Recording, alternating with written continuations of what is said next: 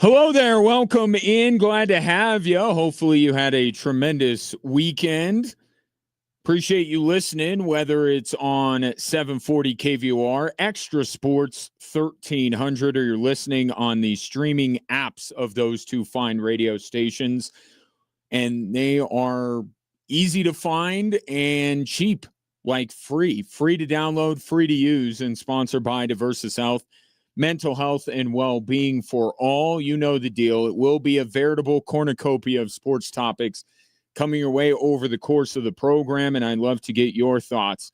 719-24-7-1313. You could call or text in if you are watching the show. Anywhere you scroll, you could just drop a comment right there on the stream. A lot of different places that I can begin, but let's start with the last thing that happened of note, and that is the Carolina Hurricanes winning the Stanley Cup. And at times during this series, I wondered if we would ever see Canes hockey. If Carolina would ever be able to get to their game, because as entertaining, and this was a incredibly entertaining series, but it just didn't. The Carolina team that I had observed over the last few years, the team that I very much wanted to see in a Stanley Cup final, preferably against the Colorado Avalanche, it didn't look like that team that we saw for most of this series. But we did finally get to see Canes hockey, and it was in the most important game. The closeout game in Vegas Sunday night. That is Canes hockey. And maybe some people would say that was the least entertaining game of them all. And it was a bit anticlimactic, I will admit, with Carolina winning 3-0, but that's the team they were all year long. That's what they do. They suffocate you with their pressure. They are unrelenting on the forecheck. They play terrific defense. Carolina kept pushing and pushing and trying to get to their game and finally they did in order to close out Vegas. And that in itself is an indicator of Carolina improving throughout the series, right? And as I look at this Stanley Cup final, that's what happened. Not just Carolina finally getting to their game in Game 6, but just the steady improvement that Carolina had throughout this series. And the arrow did not point the same direction for Vegas. Carolina got better, Vegas got worse. And it's in all aspects, and yet Brandon Bussey is a huge story. And I said this on Friday, he's been the catalyst. Right? Once Carolina got the goaltending that they have been getting all year from both Frederik Andersen and Brandon Bussey, it allowed them to be able to do everything else. And it kind of tied everything else together. So Brandon Bussey and the move by Rod Brind'Amour was key. And with what's going on with Frederik Andersen, maybe he had no other choice. But let's give credit where credit's due. He made the change. Rod Brind'Amour's name is on that goaltender change. Whatever the reasons and circumstances around it, he went to Brandon Bussey, and he ended up sticking with him, and he was the catalyst. But look at everything else that Carolina was able to get better at as the series wore on. Their power play ended up batting .320. 32%.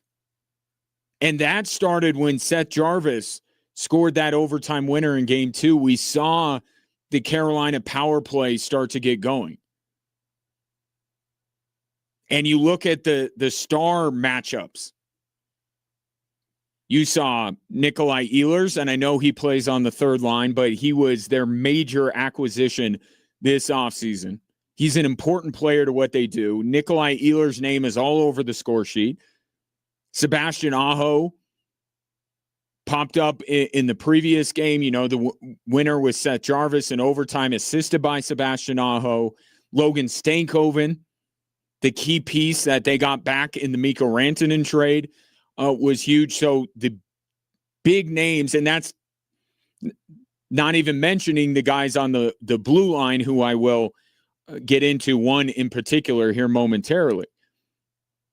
But that idea that your best players need to be your best players, a lot of Carolina's best players had the stats to back that up.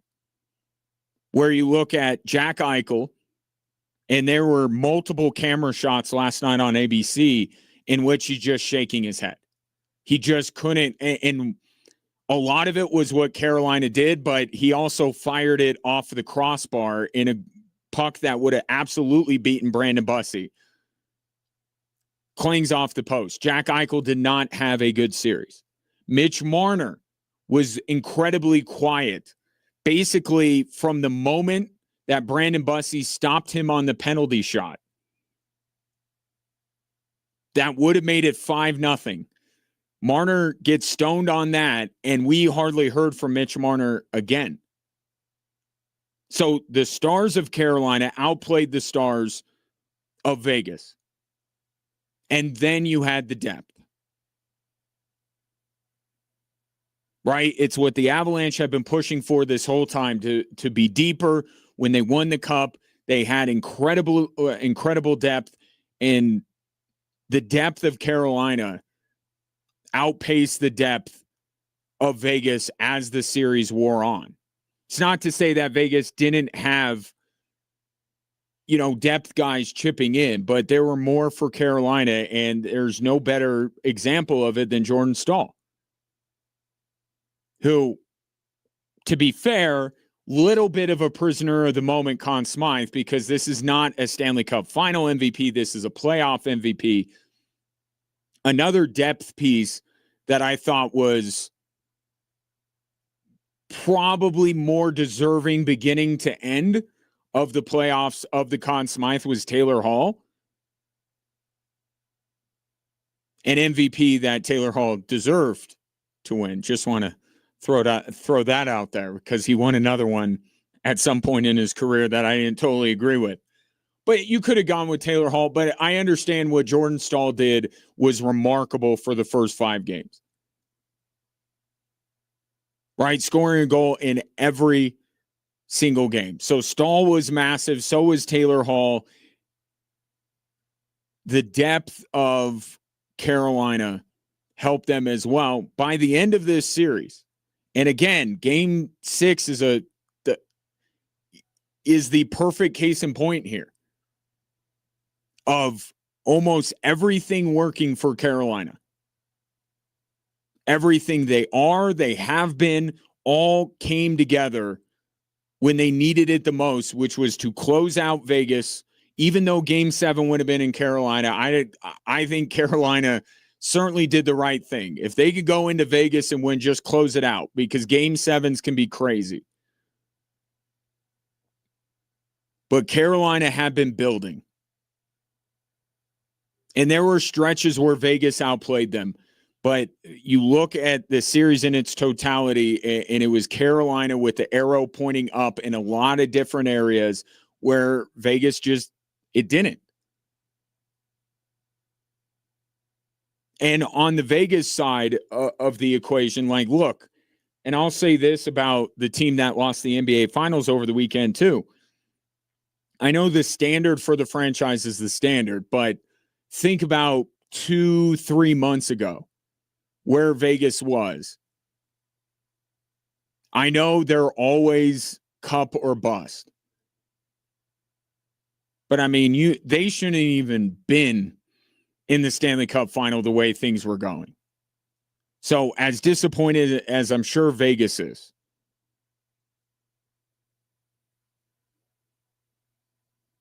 I just think, and look, Carolina ended up at the end of the day losing 3 games. It was their time. And I'll say that about the team that won the NBA Finals as well. It was just their time. A lot went right. A lot of credit needs to be given to John Tortorella in where he got Vegas. But in the end, they just ran into a team that was destined. Yet you just have to say it with everything that Carolina has done this year, that it was supposed to be their year. If Vegas would end up winning it, you would talk about the remarkable story of how they were able to get out of the pillow fight division, as Connor McDavid dubbed it, and win a Stanley Cup. It would have been, well, setting aside the animosity most hockey fans have towards Vegas, it would have been a great story.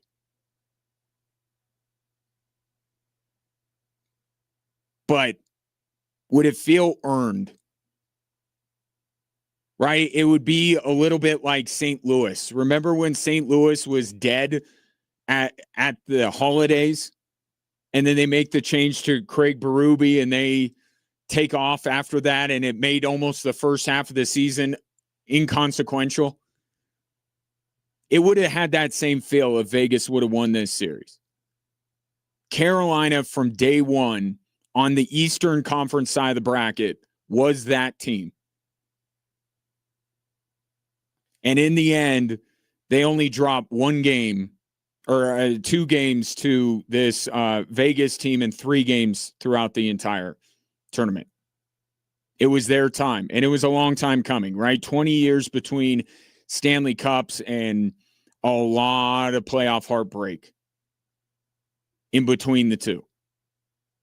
And you could see the emotion on Rob Brindamore's face when he lifted that Stanley Cup and almost dropped it like twice. I don't know what he was doing, but the guy was excited. And what a great story he is. Won it as a player and now delivers as the head coach of the franchise. But around these parts, we're not happier for anybody on Carolina more than former CC Tiger Jacob Slavin. Becomes the 9th player ever and just the 2nd American to win an Olympic gold and the Stanley Cup in the same year. Here was Jacob Slavin on pulling off that feat. The word that comes to my mind is grateful. Grateful for the opportunity to win a gold medal, to represent Christ on a world stage, and now with the cup, represent him on the biggest stage of hockey with the Stanley Cup playoffs. And so it's amazing to win those things. It's rewarding, but at the end of the day, it's not where my joy is found. And so but this is amazing. And him doing that interview with NHL Network holding his son, who has a Canes jersey that says daddy on the back of it. Just a really cool moment for somebody that, you know, you may not know Jacob Slavin personally. I know a lot of people who do know him very well. But the fact that he's from Colorado, from Erie, goes to Colorado College, and has a year like this. Just remarkable. 2nd American player ever. And for someone like Jacob Slavin, whose impact isn't what we tend to focus on. Guys like Jacob Slavin are in less abundant supply in today's NHL. Right? Meaning a guy that is just all about defending. And I heard somebody bring this up a week or so ago, and I think there's something to this. All the trophies the NHL gives out, how the Norris Trophy has shifted, and I have no problem with it. You know, when you have guys like Quinn Hughes and Cale Makar and Zach Werenski and just these incredibly talented defensemen, and it's just who the best defenseman is, it's hard to vote against them. But Jacob Slavin is, I'll call him a throwback. Right? Like, we grew up with Nick Lidstrom. I'm not saying Jacob's necessarily on that level, but but that's the type of defenseman that he is. And you saw multiple times last night a poke check standing in front of Brandon Bussey to help make sure that the puck didn't get through. Like, it's these guys, Kale and Zach Werenski and Quinn Hughes, they do a lot of other things to make up for it, but they don't defend like Jacob Slavin defends.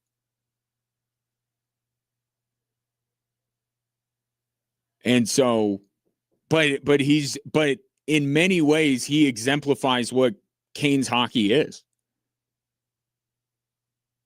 I mean, he's one of the quintessential Carolina Hurricanes. But what a great story he is. What a great story Carolina is, just in general. And the fact that they got over on Vegas probably doesn't hurt either in the minds of many hockey fans. 719-247-1313. Take your thoughts on Carolina winning the Stanley Cup. There was another trophy given out over the weekend. Got to get into that. But in the more immediate future, I want to talk about whether there is a trophy in the future of a certain soccer team that calls this country home. How about that performance? We'll get into it next here on Extra Sports 1300 and 740 KVOR.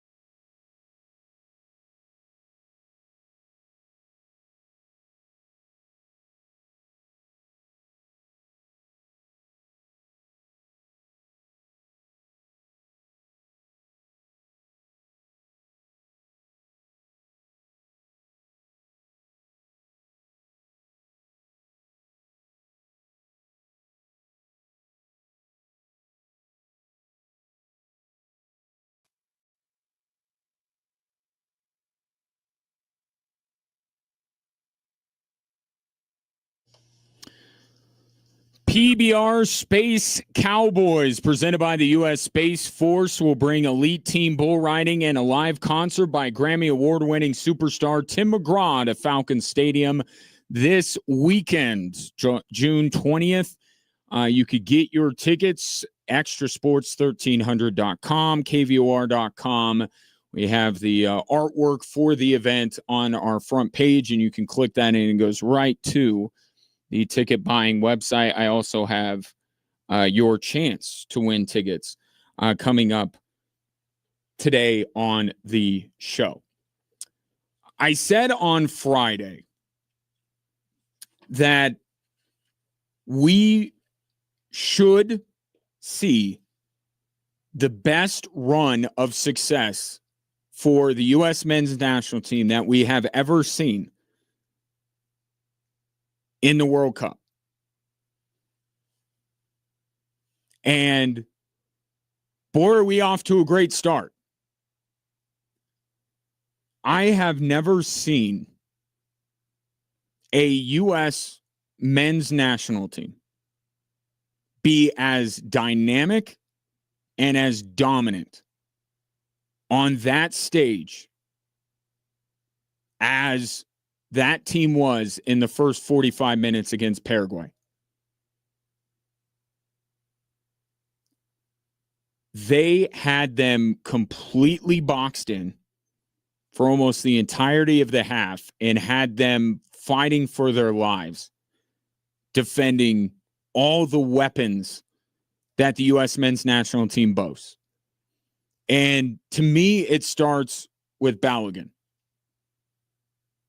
The U.S. has had strikers that garner extra attention. Josie Altidore garnered attention from multiple players anytime the U.S. would step out onto the field.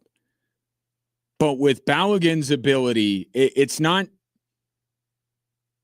He's a different player, obviously, than Josie Altidore. Altidore was this big, strong, physically dominant human being. He was a linebacker. And he would just go right through you almost. Balogun just combines his off-the-ball movement, but what sticks out to me is the finishing touch he has around the goal. To me, is unlike many strikers that we have seen play for the United States. Like, he's just different. And so, because of everything he brings to the table, he had the two center backs for Paraguay completely tied up. They couldn't leave him one-on-one. But I could, again, argue that Josie Altidore brought kind of that dynamic. Now, this is where you layer on top of it. Christian Pulisic was undefendable on the left-hand side in the first half. Obviously left due to injury. I think Tyler Adams today said he'll be fine. He motioned to family and friends in the crowd. They reported on Fox that he'd be okay. And they got until Friday to make sure he's right. But in that first half, they couldn't do anything with him. One defender, two defenders. He just split them down the middle. And this World Cup is, if you want to pick out a player, it's mostly about him. When we get into the legacy talks and the conversations of where somebody ranks historically, like a lot of these guys, like a Balogun, for instance, it's new. Now, Christian Pulisic, it's his tournament. Right? The conversations that we're going to have throughout this competition and afterwards from an individual standpoint, it's going to start and end with him. And he could not have started this World Cup better than he did. But even I thought Sergiño Dest on the right-hand side was dangerous. Not as dangerous as others, but still made Paraguay worry about it, and the spaces that Weston McKennie was able to run into. I mean, he didn't have a defender within 10 yards of him. I mean, he was wide open every possession the U.S. had. So, but where they play him, you can kind of is an indication of, you know, how much they can attack an opponent. Because I would imagine as this tournament goes on and it gets more difficult, I don't know that Pochettino is going to have McKennie running into those areas, nor do I believe those areas will be as available to him. But you have those four guys at the very least. I mean, it was everybody chipping in, certainly, but those four guys, if they're all working, man, who do you pick? And that's the conundrum that Paraguay was facing the other night. It's like, we got to put two guys on this. We can't leave somebody all alone with Christian Pulisic out on the far side. We can't do that. Dest is giving us problems. Here comes McKennie. And it was just everybody pressuring and putting up 3 goals. Yeah, one was an own goal, but you give the credit to the United States in the way they were able to pressure and force that own goal. But through those 45 minutes, I never seen anything like it. Certainly not on this stage. And you look at as this, we're just still really getting started. We haven't seen England play. We haven't seen Argentina play. We haven't seen Portugal play. Like, there's a lot of teams still waiting to get their opportunity to, you know, announce their presence with authority. But you look at so far, there's been 3 teams that have been quite emphatic with their performances. It's Germany, it's Sweden, and it's the United States. In terms of the number of players that are getting involved and are dangerous, and the amount of goals that are being put up, those are the 3. And sure, some of it has to do with who they're playing. So maybe you would say, okay, Sweden, you can kind of see it. Germany, certainly against Curacao, you could see a performance like that happening. It will get more difficult for the United States.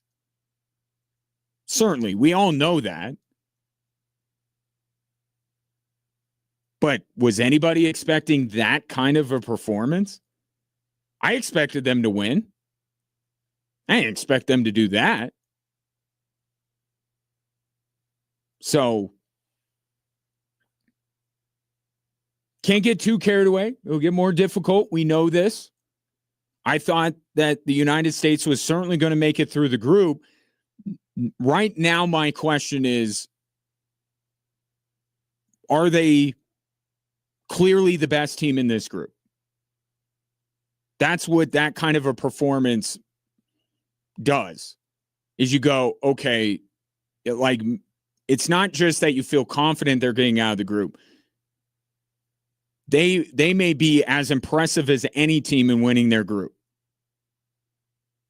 Because now, I don't know, Australia, look at what the Socceroos did to Turkey the other night. So that entire group, the perception has changed, I think, so much just through one match for everybody. Who's the best team? What's the separation between the best team and the next best team. Who is the next best team? Is Australia? It certainly makes Friday fascinating, because that'll be the matchup Friday afternoon, will be the U.S. and Australia. I thought it was building towards a showdown between the U.S. and Turkey.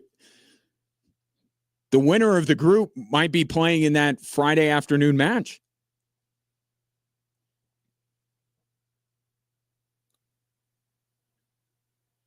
They won't look like that all the time throughout this tournament. I think we can all get on board with that idea. But do you have to have 4 or 5 attacking options like throughout this tournament? Does anybody have that many options? So the way I'm looking at it in terms of the U.S. attacking and scoring goals, okay, is Sergiño Dest going to look as good as he did? Probably not throughout the whole tournament. Is Balogun? Could.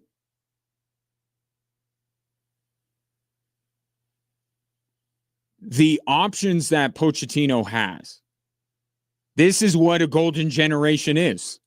That you have multiple options. That's just not 1 or 2 guys carrying everybody else. That it's more spread out. It's the depth, right? We talk about depth in the Stanley Cup final, the NBA finals, World Cup, same way. Do you have depth? Not necessarily throughout your roster, although Gio Reyna, how about his goal in the second half?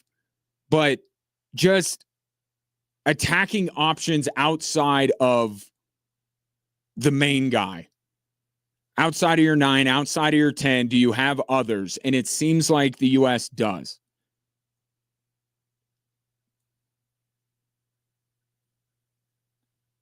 So we'll see what Australia can do against all of those options, Turkey, and then moving forward in the tournament. The question I still have with this team, and Paraguay didn't really test them in this regard. I still wonder about the other end of the field. Right? They didn't, you hate the goal that they gave up. It was out of absolutely nothing. So you didn't like the blemish that they had on an otherwise perfect evening.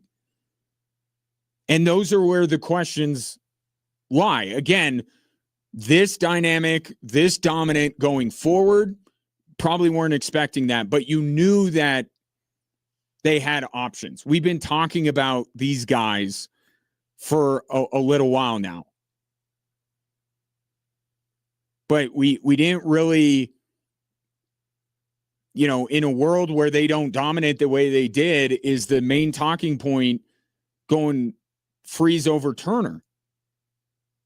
That was a surprise. So the back line and the goalkeeper of the United States, that's the thing that I fully expect to be tested more and more as the World Cup goes on, and we'll see if they're up to that challenge. But the number of options they present going forward and how dynamic they can be. I heard Zlatan bring this up. If you were looking to believe in this team, they gave you a performance to believe in. What a way to start. 4-1. And then they will play Australia Friday afternoon. Australia also off to a tremendous start. Take your thoughts, 719-24-7, 1313. More Drive Time Sports after this.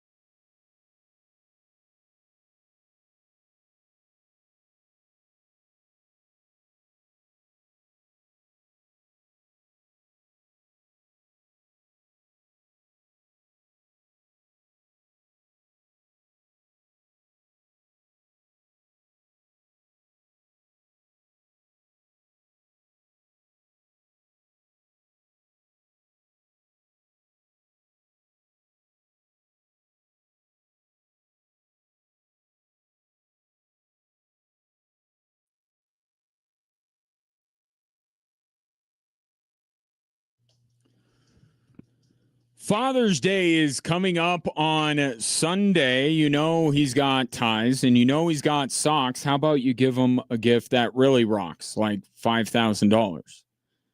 Enter our Top Pop contest at extrasports1300.com or KVOR.com. This national contest sponsored locally by Papa Murphy's Pizza. We make it, you bake it. So started the show by talking about Jacob Slavin, local boy, done good, right? From Erie, went to Colorado College, and now he becomes just the second American player in NHL history to win a gold medal and to win the Stanley Cup in the same year. Justin Gaethje was not born in Colorado, but he has adopted Colorado, I think in large part as his home. He trains here, went to Northern Colorado in Greeley to wrestle, and then picked up the sport of MMA. And he also did something quite remarkable over the weekend, and that was to knock off previously unbeaten Ilya Topuria to win the undisputed lightweight title in the UFC by technical knockout, as Topuria wasn't able to continue into the championship, into the second championship round, the fifth round last night at the Freedom 250 UFC event at the White House, which was, the scenes were quite something, weren't they? Gaethje walking out of the Oval Office and around the whatever they call that walkway and going, I mean, it was quite the spectacle. But his fight also quite the spectacle. And you saw, or maybe you didn't, but what he did to Patty in his last fight just bludgeoned him. And you thought, is he going to be able to do that again? Different class of fighter, if we're being honest, right? With the stakes of winning a title. And he went out and did the exact same thing. Absolutely pummeled his opponent. I thought he was a little against Patty. He was a little bit out of control. I thought at times he had to tighten things up a bit. I think he did for the most part, but I mean, what a performance and what a way to cap off an incredible, again, I keep using the word spectacle. That's what it was, an incredible spectacle at the White House. Here was Justin Gaethje, former UNC Bear, after closing out the night with a win. I have my mom's Mexican warrior spirit. I got my dad's German hard-ass thick bones, and I am made for these moments. This sport was made for me. And yeah, I've shown you why. I'm the most consistent, most exciting guy that's ever been in this cage. I've watched UFC from day one. I'm a huge fan. That's the only reason why I tried it.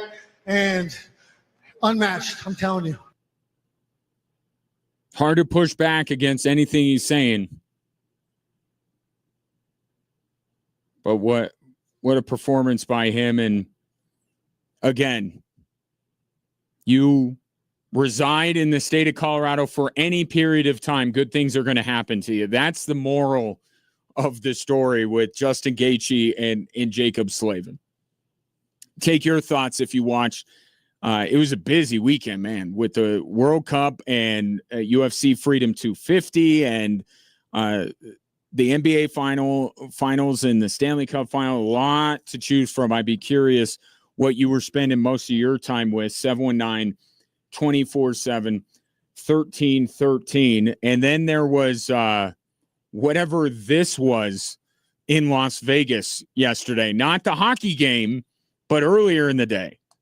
Oh, boy. That's a granny to deep right. Put a 4 spot on the board.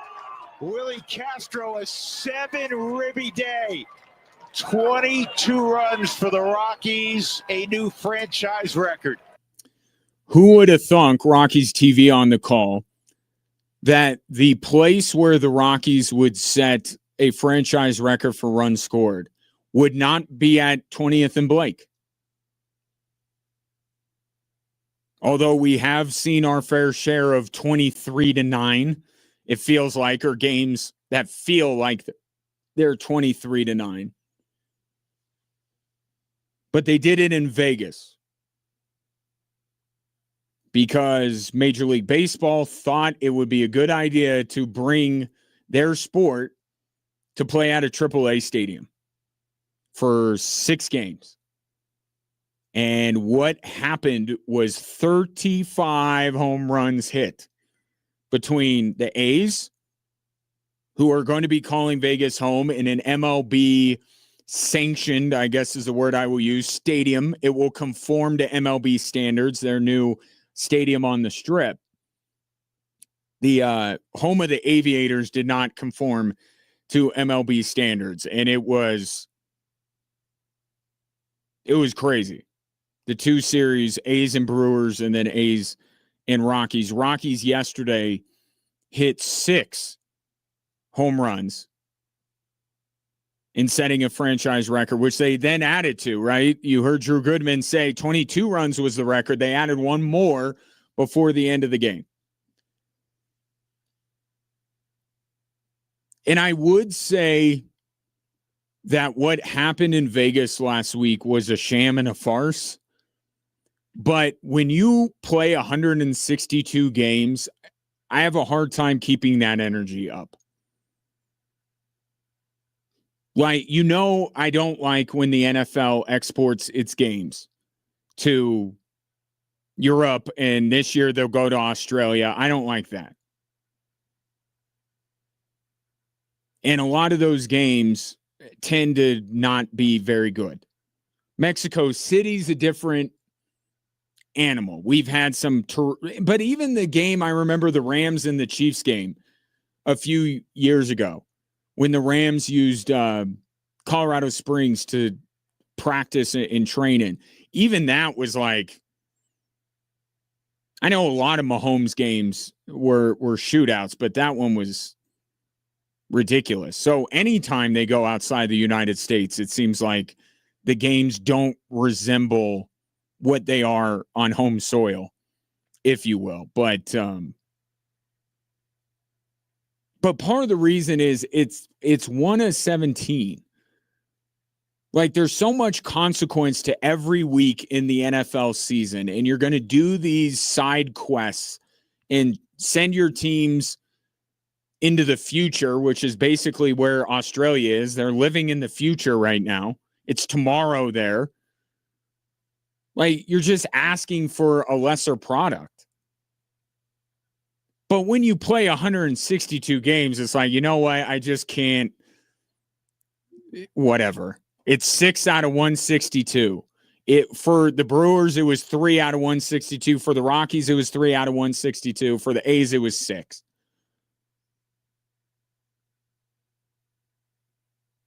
And look, it's not like the A's we know where they're playing now while they're waiting for their stadium to be built. I mean, and we know where that's why, as much as I don't like the NFL exporting its games, when it was the Jaguars, I was like,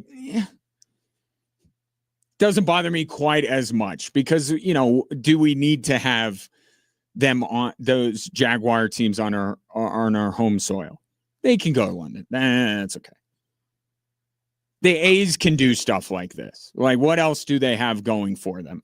Eventually, they'll go to Vegas, and it'll be a different story. But right now, they're nomadic, and they've dropped the city. They're just A's. It just says McLovin.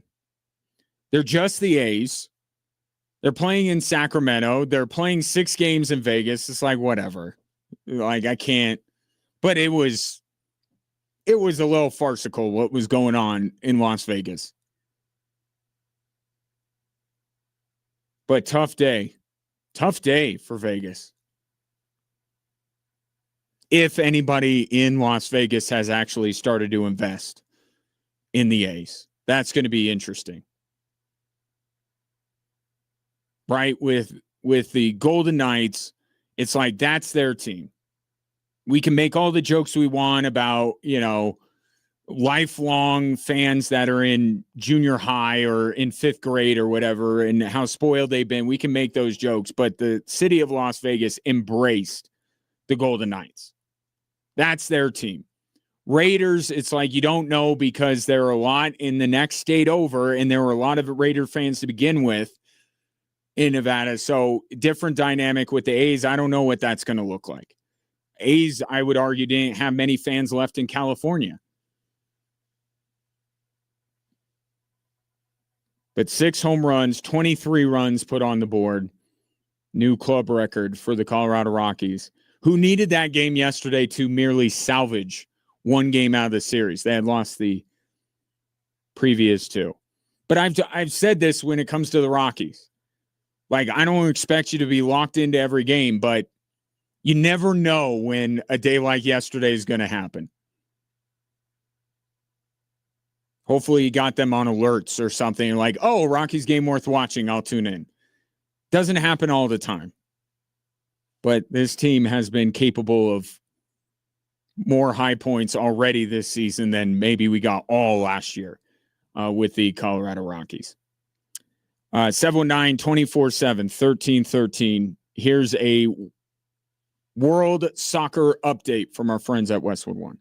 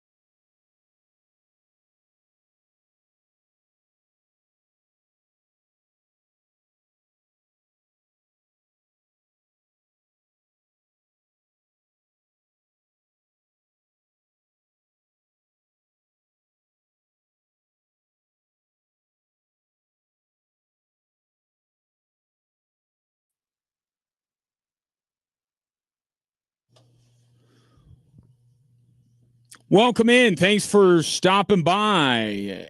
Shouts to those of you watching the show anywhere you scroll at 740 KVOR, at Extra Sports 1300, or you could follow me on your social media platform of choice. I'm at GingerWatch on Instagram, at Gingerly Tweets on X. And while you are there, do all the liking, do all the following, do all the subscribing, and most importantly, drop a comment, because this is an interactive experience. If you are listening to the show via terrestrial or streaming audio, you could call or text into the show at 719-247-1313. Well, just like that, the winter sports season is over. We will not get a Game 7 in the Stanley Cup Final, and we didn't even get a Game 6 in the NBA Finals, as the Knicks took care of business down in San Antonio, as I thought they might do. I don't think San Antonio was, played like they were defeated, but it was just more about the Knicks came back from 29 down, and the way that they had come back all series long, I just didn't think that this team was going to mess around. As crazy as a scene as it would have been if the Knicks had a chance to win at Madison Square Garden, although given recent events, maybe it's best that they didn't. They just were determined. I would say the Knicks, the way they played was determined. And despite maybe them being at a disadvantage in terms of talent, sheer talent, they were the perfect team to finally exploit the youth and inexperience of the San Antonio Spurs. I mean, the entire series, had its moments, but the story was the same. That San Antonio at times could overwhelm the Knicks with their talent. But the Knicks would just, to use a Jalen Brunson phrase, just keep hitting singles. They just would not go away. Because I think they knew that if they kept pushing, that San Antonio would fold. And they did. Now, I don't think, what happened in Game 4 certainly deserves some criticism. It was 29 points. Okay, it was the largest comeback in NBA Finals history. So there is criticism to go around for San Antonio for what happened at Madison Square Garden in Game 4. And there's certainly points where you criticize Mitch Johnson or Victor Wembanyama or De'Aaron Fox, mostly about Game 4. So I'm not saying that you just need to let it go with San Antonio and don't criticize, because there is criticism that's warranted. But if you look at the bigger picture, I kind of said this about Vegas, given where their season was. San Antonio shouldn't have even been there. And it's a credit to them that they got there. There's more good than bad at the end of this postseason run for San Antonio. And I get it. You, as a fan, you're disappointed, especially if you get to the final and don't win. But very few saw this coming from San Antonio. So many people were so sure that Oklahoma City, myself included, would end their magic carpet ride. And it wasn't to be with Oklahoma City, and the Spurs deserve some credit for that, but it was the Knicks. They were the right team to exploit that, because they just weren't going to relent. They weren't going to give up on a game and say it's not our night. But San Antonio, once the disappointment subsides a little bit, this just comparing them to the Nuggets, very different set of circumstances. The Nuggets have already established themselves as a contender. They've won a title before. I think it's warranted to put the expectations at getting to the NBA Finals, or the season was a failure. With San Antonio, I think it's different. Certainly low points worthy of criticism, but overall it was a remarkable season for San Antonio, but it was the Knicks' time. And here's Jalen Brunson on not just winning an NBA title, but winning it in New York City, a city that had been without an NBA title in half a century. Words can't describe it, but I'll say I put a lot of time and effort into trying to be the best player I can be to try and help a team win. Just really thankful I have the organization, the coaching staff, my teammates to have my back every single day. I think that means the most to me. James in the and front my family, sorry, and my family. Don't want to forget the family. Got to shout them out as well. And the tale of Jalen Brunson, it grows. And we all know very well what Becky Hammond said about Jalen Brunson. The fact that I don't think as many people were trashing the Mavs for letting him go, like are coming out of the woodwork right now.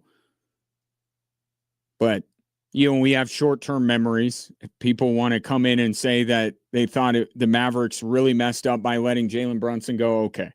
Not going to dig all the way back in the archives and find it. There are ex-Warriors on the platform formerly known as Twitter that can dig up those receipts. But I don't think a lot of people thought, even if they thought that the Mavericks should have kept Jalen Brunson in a closeout game in the NBA Finals to put on that kind of performance, I don't think many people thought Jalen Brunson was capable of that. And even you've heard Jay Wright, you've heard some people that love Jalen Brunson and know him better than anybody going, I don't know that this guy was capable of all of this. But he personifies the Knicks perfectly.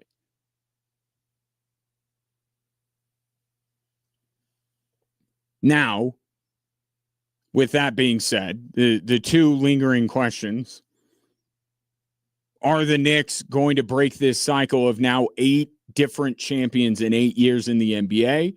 My short answer is no. This was their year. They made the change with Tibbs. Mike Brown, give him credit in what he was able to do with this team. I don't see the Knicks going back and winning another NBA final.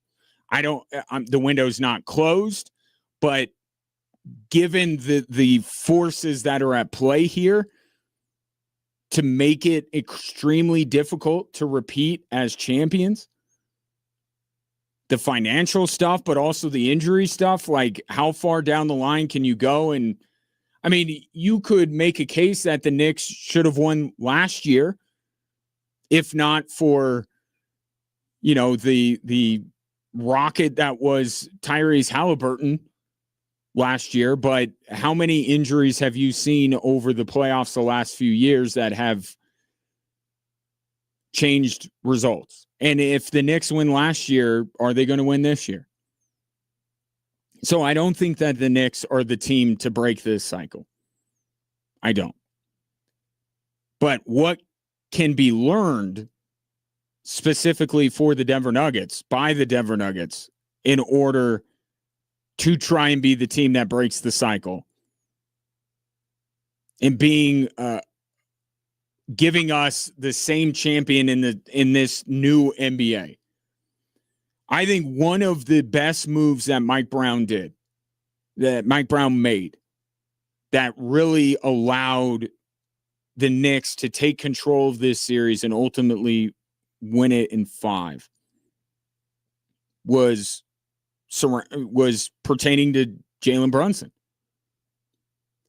His decision to play Jose Alvarado with Brunson and allow Brunson to play off the ball more and not get worn out going against the plethora of guards that San Antonio has. It was a stroke of genius. But it also speaks to something David Adelman said in the postseason press conference and something he tried to do against Minnesota, but just was not successful enough, right? The idea of moving Jamal Murray off the ball at times. It's not that you want to take the ball completely out of Jamal Murray's hands, nor do the Knicks want to take the ball completely out of Jalen Brunson's hands.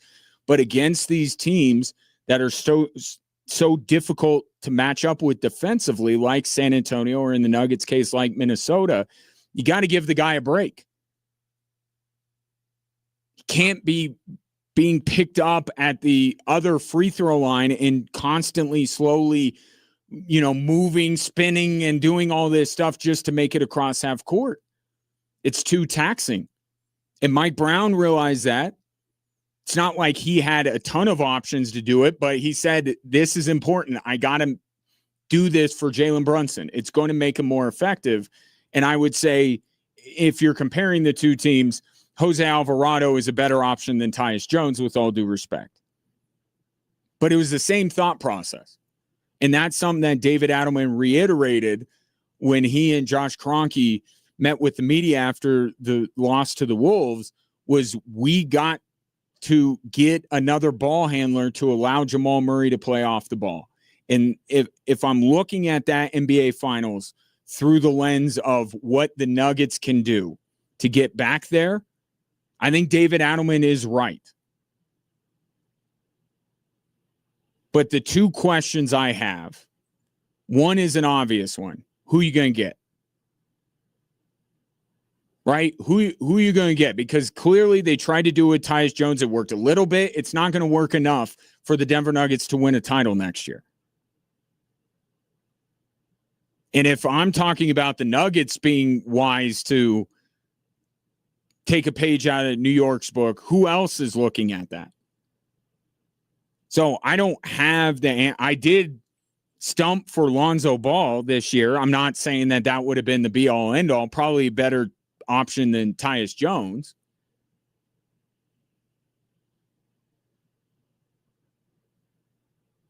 But who are you going to get to be able to take that pressure off of Jamal Murray? And you say Aaron Gordon maybe, and that was an option at times, but we know the situation with Aaron Gordon. Do the Nuggets want him to get worn out with his recent history with injuries? So they got to, if you're putting together the wish list for the Denver Nuggets, that has to be at the top of the list among everything else. Right? You want to get guys, you want to try and make yourselves more Spurs-like, more Minnesota-like, more OKC-like. They need more defense, certainly. Can you get a guy that can handle the ball, bring the ball up the court, and defend on the other end? Because that would be the ultimate. Don't know that a ton of those guys are out there. And I don't know that the Nuggets are willing to pay that price. And that leads into my second point here. And now that the offseason is here, this is going to dominate the conversation. The tug of war that is going on internally with the Nuggets organization. Because you and I are sitting here saying the Nuggets need to get better, right? They need to add even David Adelman, we need to add this, we need to add that. I'm arguing that the Denver Nuggets, the way they are built, is not going to work. That they need to really make some changes. But I'm still doing it with the idea of bringing in quality players. Quality players cost money. So that on one end you have the obvious, which is the Denver Nuggets have to be better. They can be different and be better, or they just need to upgrade the players on their roster. You can decide. But either way, it costs money. And then on the other end, you have this believed desire by Stan Kroenke to not just get under the second apron, but get under the repeater tax. And those two things conflict with one another. Meaningful change to this Nuggets roster. There are only a few trades that they can make to enact real change to their roster and be able to cut payroll. It's almost as if they can't do both. So throughout this summer, we're going to be having two different conversations, right? There's the who the Nuggets need, what the Nuggets need. And then there's the next question, which is, well, can they shed salary while doing that? Because the primary objective of the Denver Nuggets this offseason, make no mistake about it, is shedding payroll. So we could talk about this wish list, and this guy would be good, or how about bringing in Kyrie Irving and giving up Christian Brown? Like, I love that. I don't know why Dallas would do it, but we could throw out all these mock trades. But in the end, if you're not being able to say this lowers the Nuggets payroll by X, it's probably not going to happen. And I was messing around with the trade machine a little bit today. I got a couple of trades, and I'm not holding them up as great moves. Actually, quite the opposite, and that's the point. How about Cam Johnson and Jamal Murray for Ja Morant and Kentavious Caldwell-Pope? Doesn't really get you excited, does it? Saves the Nuggets about $10 million. How about another trade where you dump Christian Brown and you get Klay Thompson in return? Maybe you just be so excited to see Christian Brown leave that you'd be willing to take back anything in return. That saves about another $4 million.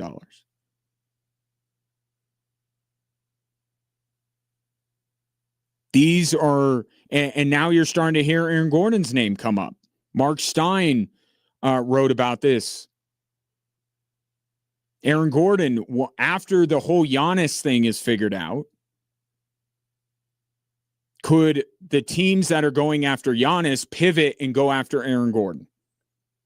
Now, maybe there's a trade that you can make and offload Aaron Gordon for depth and retain Peyton Watson, a choice that I thought the Nuggets were going to have to make all along, Aaron Gordon or Peyton Watson, not both.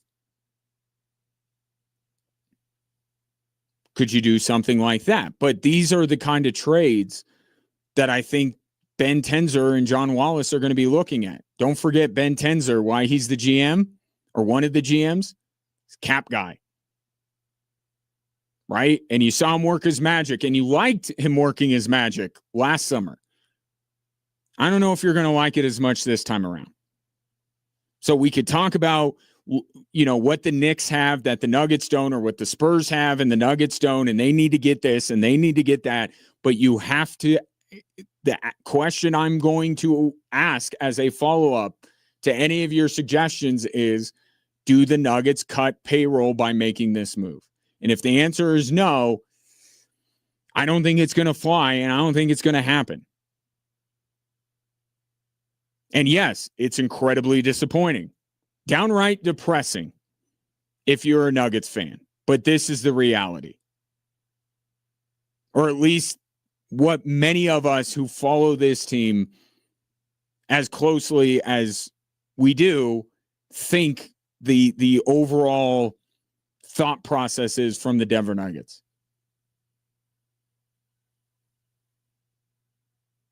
At least you have the Avalanche, right? And the U.S. men's national team. We all have the U.S. men's national team. 719-24-7-1313 back after this.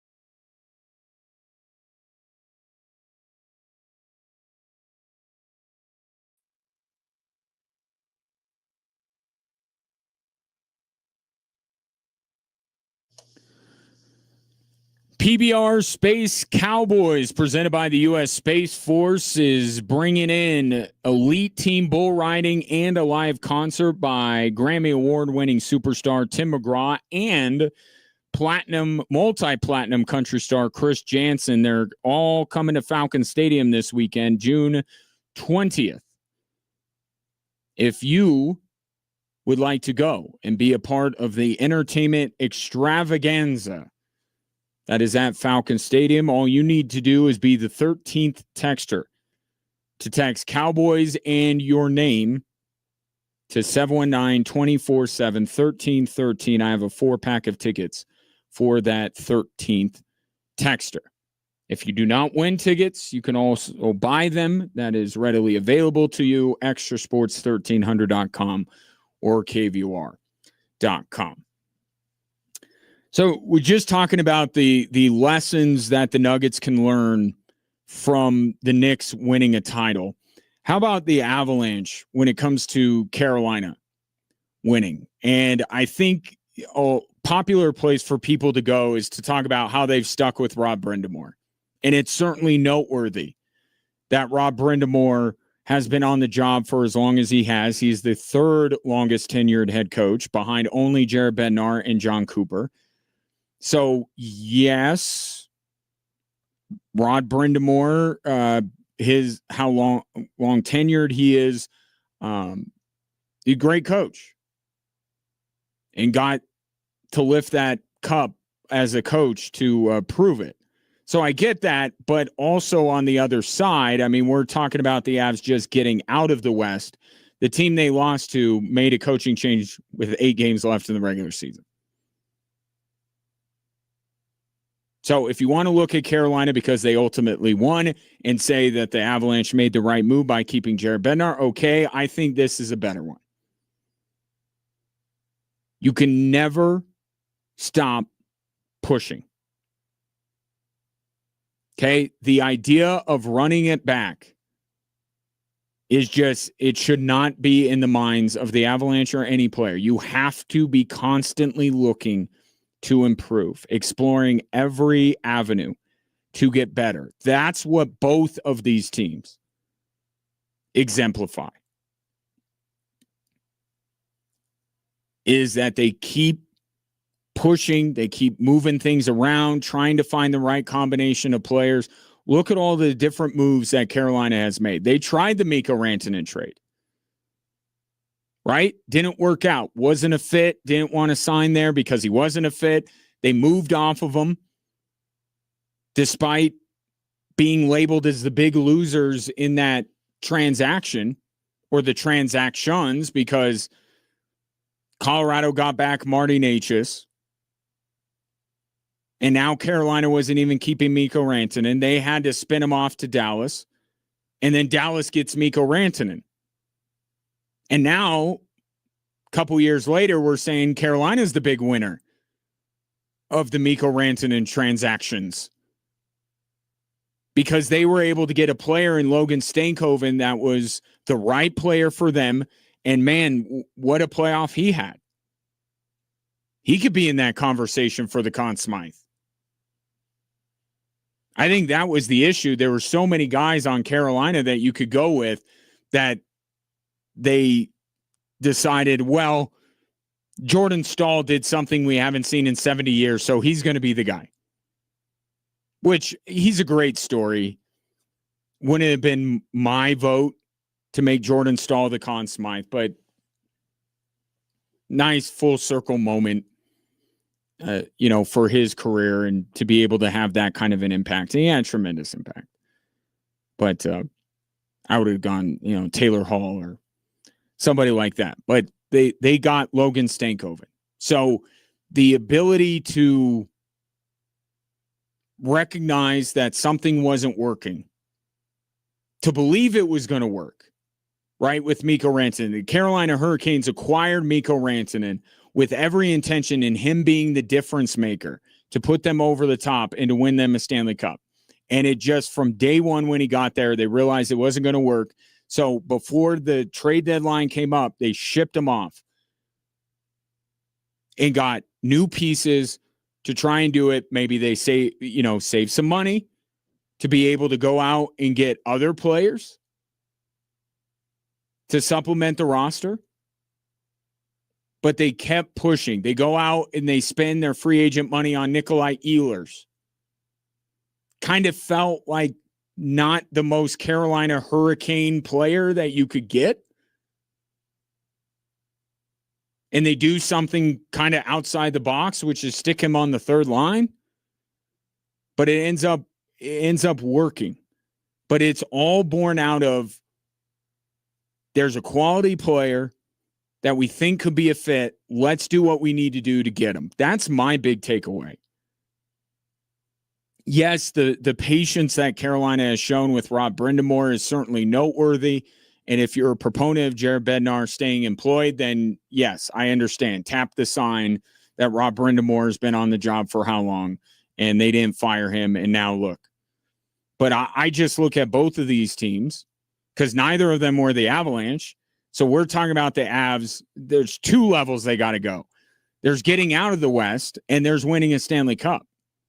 The two teams that were vying for the Stanley Cup have shown that they're unwilling to settle and to run things back and to just say, what we got, let's do it again. And here's the good news. Unlike what I was talking about with the Denver Nuggets, in which they have this ulterior motive that flies right in the face of actually improving the roster, Colorado does this. They've been doing this, right? They made the Mikko Rantanen trade first, or they made the first Mikko Rantanen trade, and they went and got Brock Nelson. And this year they got Nick Waugh and Nazem Kadri. They changed out the entire goaltending room. The Avalanche, I think what you can feel good about if you're an Avalanche fan is the type of mentality the Avalanche have. Maybe not with their coach, but that's another thing. Did they keep Jared Bednar because he's absolutely the right guy for the job right now, or it's because they didn't want to pay two coaches at the same time? It's an open-ended question and one that should be asked given that we're talking about the Kroenke Sports Empire here.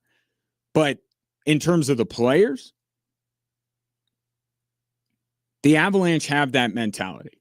Joe Sakic had that mentality. Chris McFarland had that mentality. And Joe Sakic now has that mentality. So I don't know what move is out there for the Colorado Avalanche, but I trust the thought process of Joe Sakic, not just because he's done it before and built a Stanley Cup winning team, but because he seems to have the right mentality for what's winning right now in the NHL, which is good enough is not good enough, always looking for ways to improve your team, even if it is a bit of a shock to the system, like the Mikko Rantanen trade was. To take a cornerstone piece and be able to do it. And I'm not saying every move that the Avalanche have made has turned to gold here. Not all of them have. I have big questions after this season about Brock Nelson and Marty Necas. The result, maybe not what you want. The process, I think, is. And we'll see what Joe Sakic ends up doing this offseason. Or if we're looking at more the trade deadline as being where Joe Sakic makes his move. But even though it wasn't the Avalanche that were representing the Western Conference in the Stanley Cup final, they are closer to Carolina and Vegas in terms of their mentality than many other teams. And that's a good thing. With the Nuggets, I don't know that they're on the right track. I think they're going to go backwards this year. With the Avalanche, I think that they'll keep pushing forward. Is that enough? Carolina has been installed as the betting favorite to win next year, followed by Colorado and Vegas. And Colorado and Vegas are very close together. And if Edmonton ever hires a head coach, maybe they'll bounce back. So I'm not guaranteeing that the Avalanche are going to be hoisting the Stanley Cup next year. I'm just saying that if you try to take things away from Vegas and Carolina, how they got there and how Carolina won, I think it's always pushing to get better. Always looking to add and not subtract. That's what these two teams do. And it's why they met in the Stanley Cup final with Carolina, winning last night in Game 6, 3-0. 719-24-7, 13. Take your thoughts next on 740 KVOR and Extra Sports 1300.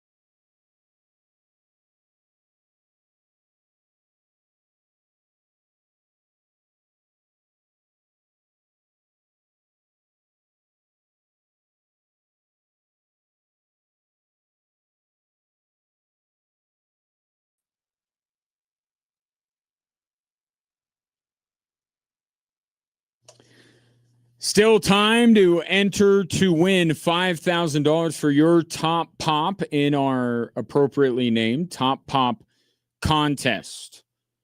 Go to extrasports1300.com or kvor.com to enter this national contest for a chance to win your Top Pop, which could be you. I mean, you could be the Top Pop. I like to think I'm the Top Pop, but I can't win. Win $5,000 for your Top Pop. Contest is sponsored locally by Papa Murphy's Pizza. We make it, you bake it. Speaking of winning things, congrats to Joel, who won the 4-pack of tickets to see PBR Space Cowboys at Falcon Stadium this weekend. Do not fret if you did not win, because I got plenty more opportunities for you all throughout this week, maybe even today. In fact, you know what? Yeah, today. Another chance today. How about that? Stay listening.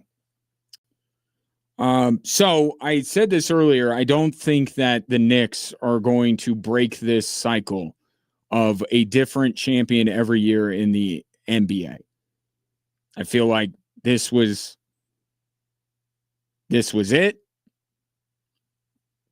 And I feel this way about the Denver Nuggets. I feel this way about a lot of the teams who have recently won titles. If the league is screaming at you that different is what works, then I think you need to be different. So I'll apply this to Denver. I'll apply this to New York. I'll apply it to Boston. LA has already gotten different, right? With Luka, I think they got a long way to go, but I think the Heavens or Nico Harrison gifted them a new direction, a new way to be different. I think you have to remake your team. Not completely necessarily, but like, look, Denver, we're talking about trading Jamal Murray or Aaron Gordon. I'm not saying that you want both of those things, but the names that are being brought up, I think locally it's Jamal Murray. Nationally, it's Aaron Gordon. I think that you'd make the change that the Nuggets need if you traded Jamal Murray as opposed to Aaron Gordon. I think Aaron Gordon is the type of player that you want more of, but injury concerns and what you can get back for him and how much money you can trim off the bottom line are all certainly considerations. Doesn't mean you need a major overhaul of your roster, at least not for everybody. But look, Denver, we're talking about that. Boston, is this finally the end for Jason Tatum and Jaylen Brown together? Like, I think teams are realizing this. That it's not going to work if you simply run it back. So, and I think that's with the Knicks. If the Knicks are going to get back to an NBA Finals within this window that they have Jalen Brunson and,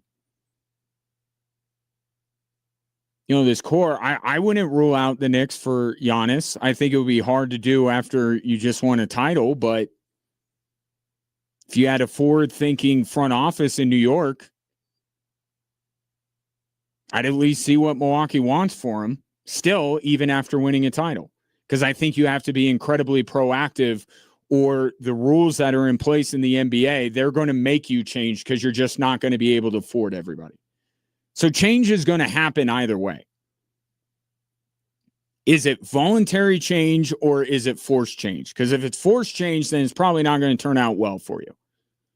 To be proactive, to move on a year too early than a year too late is even more paramount in the NBA.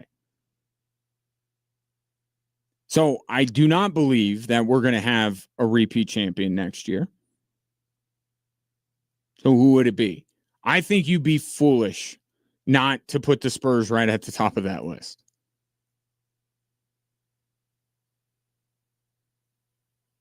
I just think that they're going to be better for this experience. They're so unique compared to some of these other champions that felt like, and the New York Knicks would be one of them, felt like the culmination of many years of work. The Nuggets were that way, right? With that finishing, you could say it was Kentavious Caldwell-Pope and Christian Brown added to the roster that were the finishing touches, but the big move was obviously Aaron Gordon. And it was the culmination of the Nuggets trying to move things around and get the right guys in place. With Boston and a lot of these champions, it was that way. The Spurs are unique because they just showed up and they immediately went to the NBA Finals. I think you have to put them near the top of the list, if not at the very top, of being able to go back to the NBA Finals, because we've had teams that have gone to multiple NBA Finals over this stretch. We just haven't had the same team win twice. Spurs absolutely, I think, could go back there. The other team I would look at is Detroit. If they can make a move this offseason, and I've suggested Jamal Murray for them because they need another scorer with Cade Cunningham. Now, you're going to give up a lot of some of what made you successful and what got you to this point, which is your defense and your physicality, because I'm saying if I'm running the Denver Nuggets, I want Asar Thompson in return, among other pieces. But I think you still have enough if you're Detroit. If you get a little bit more dynamic, more scoring, I think they can next year break through in the East. There are some other teams that I look at. I've seen Minnesota thrown about. I think they're kind of in the same boat as Denver for different reasons, but kind of in the same boat where they need to make real meaningful change. They're not one role player away from getting to an NBA final. I know they were at one point in on Giannis. And I guess Giannis is the answer to all of these teams' prayers in putting them over the top and making them a championship team. I think San Antonio and Detroit are the two teams I look at that are in the best position to be the ninth different team to win a title in the last 9 years in the NBA. That's where I would look. I think without significant change to the roster, I don't think Denver is going to get close to winning a title. I think certainly you can't count out Oklahoma City. And I've said they can make a call and get Giannis whenever they feel like it. And I don't mean to make it all about Giannis. I mean, that's the easy answer, right? Your team gets Giannis. If he stays healthy, you got a real chance. But I look, San Antonio could, more than any other team, run it back and be title favorites. I don't know that they'll run it back. I think they would like to find a taker for De'Aaron Fox if they could. But going into the offseason, I look at Detroit that has to make a move of some significance, and San Antonio that maybe doesn't really need to. But I think they're both in a really good position entering the offseason with the assets that they have to be able to do something if they chose to. And Detroit needs to. That's the difference between the two of them. I think Detroit needs to make a move, but if they do, to add more scoring, I think they're representing the Eastern Conference in the NBA Finals next year. Because Cade Cunningham's a star. Cade Cunningham is a player you can win an NBA title with, especially now where it's this revolving door of NBA champions. As you could tell, if you haven't been able to tell already, you could certainly tell through the course of this program. As we look forward to the offseason for both the Avalanche and the Nuggets, I am certainly higher on the chances of one team as opposed to the other. But I've said that I think that the Nuggets championship window with this core of players is shut. They are not winning another title with this group. They have to make significant change. With the Avalanche, I don't believe they have to make significant change. Change, yes. I just got done saying that Carolina and Vegas show you that you got to keep pushing, got to keep looking for ways to make yourself better. I think the Avalanche, their style, what they've been able to do with their roster to win in different ways, as Joe Sakic talked about in his postseason press conference, I believe that. Doesn't mean they should just not make any moves. But I believe in the Avalanche's ability to get to the Stanley Cup final next year far more than I believe in the Denver Nuggets to get to the NBA Finals. I'm completely down on this basketball team and in the direction they're going and what their real goal is for this offseason and for next year.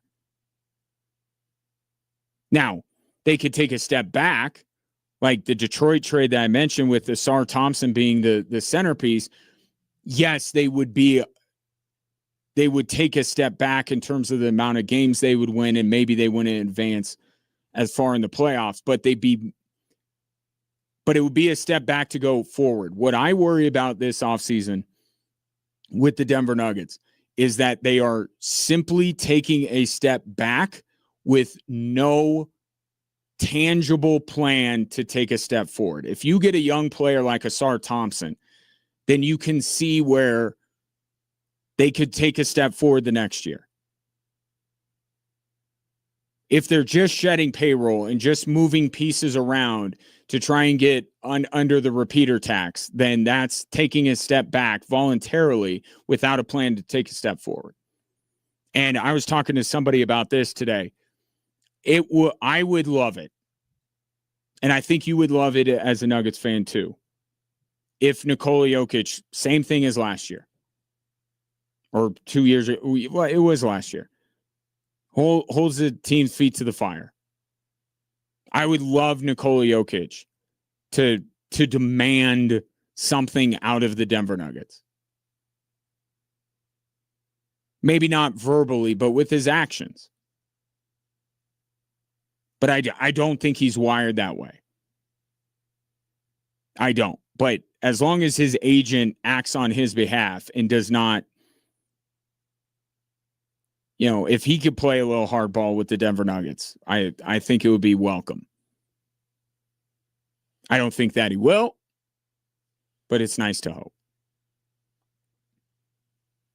But I don't think this will be a good offseason for the Denver Nuggets, and I think it will be a quiet offseason for the Colorado Avalanche, but that's not necessarily a bad thing because this team has done most of its work in the season around the trade deadline. 719-247-1313 coming up next. We'll reset with the three stories that are driving the show, plus your World Soccer update coming up from Westwood One. You're listening to 740 KVOR and Extra Sports 1300.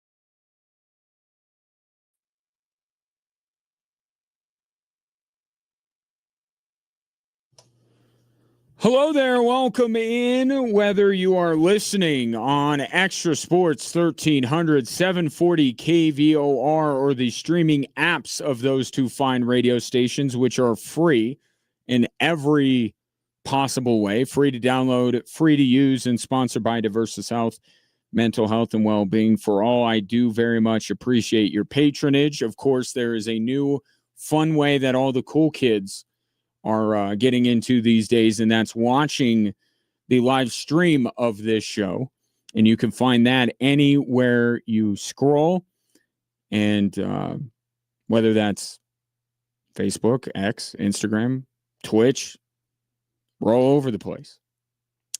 So please do that, and thank you for doing that. Of course, the most important thing is that this is a conversation, and this is you and I talking to one another about the sports we love so much. 719-247-1313 is the number if you'd like to call or text, or you could drop a comment on the live stream. Perhaps you have a thought or two on the three stories that are driving the show.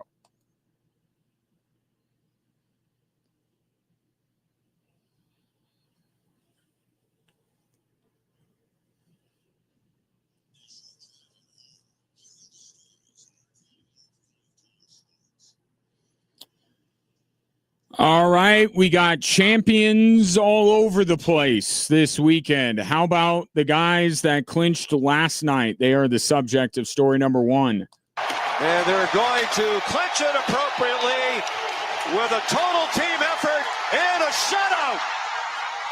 The Carolina Hurricanes have won the Stanley Cup for the second time. First time in 20 years as well. ESPN ABC with the call there, 3-0, the final score. And there at the very end, we saw what the Carolina Hurricanes are all about. They're about smothering you. They're about taking away time and space. And they're like a boa constrictor or an anaconda. Just wrap themselves around you and squeeze until you have no life left. Metaphorically speaking, of course. Didn't know that we would ever get a game that we would look at and say, that's Carolina Hurricanes hockey. But we did finally get one. And in a bit of irony, the fact that Carolina did not play Carolina Hurricanes hockey, or that these games did not look like Carolina Hurricanes hockey, is actually kind of the reason why they ended up winning it. If you really think about it, Rob Brindamore talked about this a couple of days ago. You know, his team's ability to win in different ways, right? It's something that the Avalanche have been pushing for, but they had to become more Carolina-like. Right, they had to go to that end of the spectrum a little bit more. Carolina had to go more towards the Avs. More speed, more skill, be able to score more goals. But that ended up being the difference with this team this year as opposed to some of the previous iterations that got close but never broke through to get to a Stanley Cup final. Their ability to win in different ways. But ultimately, they got to their game. Brandon Bussey, once again, was phenomenal. He will be remembered as the catalyst in this series that turned it in Carolina's favor. But it was everything. I mean, you'd be hard-pressed to find a facet of the game that Carolina didn't get better in as the series wore on, and you would be hard-pressed to look at that and say that Vegas got better in any of them. Special teams, decidedly in Carolina's favor. After they were a no-show, the power play was a no-show throughout the Eastern Conference playoffs, and it popped in the Stanley Cup final. The best players on Carolina thoroughly outproduced the best players on Vegas. We didn't hear from Mitch Marner once Brandon Bussey made this save on the penalty shot. Jack Eichel didn't score a goal in the entire series. And yet you saw Aho's name on the score sheet, Jarvis's name on the score sheet, Ehlers' name on the score sheet. And obviously, getting back to Brandon Bussey, they had the goaltending advantage. Carter Hart going down, Brandon Bussey going up. I still think that John Tortorella should have made the change to Aiden Hill. It's not what ultimately cost them the game. They didn't score a single goal. But still think he should have. And try to spark the team. But they were on a downward trajectory, and last night they hit their low point. But congratulations to Carolina. Team in many ways has been a model organization in terms of them continuing to push with the product on the ice to get better. Well-coached, well-run organization with a lot of really good players and really good people like Jacob Slavin. The local angle of this Stanley Cup final is that Jacob Slavin, former CC Tiger, becomes just the second American ever to win an Olympic gold and a Stanley Cup in the same year. And he, in many ways, personifies Carolina hockey. Because all he wants to do is take away your time and space. All he wants to do is defend. And he'll leave the goal scoring to others. A selfless player in that way is Jacob Slavin. And to see him hoist the Stanley Cup, pretty cool. We'll stick with the theme of champions being crowned. Here's story number 2. Fox, 5 seconds remaining. Fox to Wemby. Wemby tries a 3, puts it up, off the mark. Anunoby the rebound. It's over. It's over. Nick fans, this is not a dream. Your long, long wait has ended. Go ahead and cry. After 53 years, the Knicks are finally NBA champions once again. ESPN on the call for that one. Go ahead and cry. That's interesting line there from Mike Breen, who you know his day job is calling Knicks games. So he's thought about what he would say if the Knicks ever won a title. But, man, did that sound like it was at MSG? I can't imagine what Madison Square Garden would have sounded like. That was San Antonio. But the Knicks, you know, if Carolina kept getting better, and there was a point in this series early on where Vegas was the better team, and Carolina, you know, was able to surpass them. I think this NBA Finals, it was the same. It was the same story, just on a different night in a different venue. And that's San Antonio ultimately ended up not being ready for this moment. They shouldn't have even been in this moment. And only because of how insanely talented they are did they get to this point. It happened later than I expected or many people expected, but ultimately against a more veteran-laden roster in New York, their inexperience, their naivete, their immaturity, you could even say, ended up costing them. I saw a stat, San Antonio led for 72% of this NBA Finals, and they were dumped in 5. That is a wild statistic. And you can criticize San Antonio in different moments, but overall, I mean, what an unbelievable success this season was for San Antonio. If they were, I don't want to say playing with house money, because once you get to the NBA Finals, you want to win. And there's real disappointment there. But they're just prove themselves to be so far ahead of schedule that I think this season for them is far more of a success, even though they lost, as opposed to if New York would have ended up losing. New York feels like the culmination of all the moves they've made. Bringing in Jalen Brunson, bringing in Cat, trading all of those draft picks for Mikal Bridges, firing Tom Thibodeau. It was New York's time. It took me a little while to see it. And maybe that's the Western Conference bias in me. But watching this NBA Finals, yeah, it was their time and it was not the Spurs' time. But I think San Antonio, of those two teams, I think San Antonio has a better chance of getting back to the NBA Finals and winning it next year. In case you're wondering if this streak of different champions every year is ever going to end, not next year. Not to rain on the parade that will be soon for the Knicks, but yeah, I don't see them coming back next year and repeating. I could see San Antonio back in the NBA Finals, that's for sure. Now, this team that's the subject of story number 3 is not a champion. But could they be? Great ball by Robinson for Pulisic on the run. Pulisic trying to cut it back. It's Balogun. That time it's in. That time the flag is staying down. That time it's 2-0 United States. Fox on the call there. What a message sent by the U.S. men's national team in their opener of the World Cup.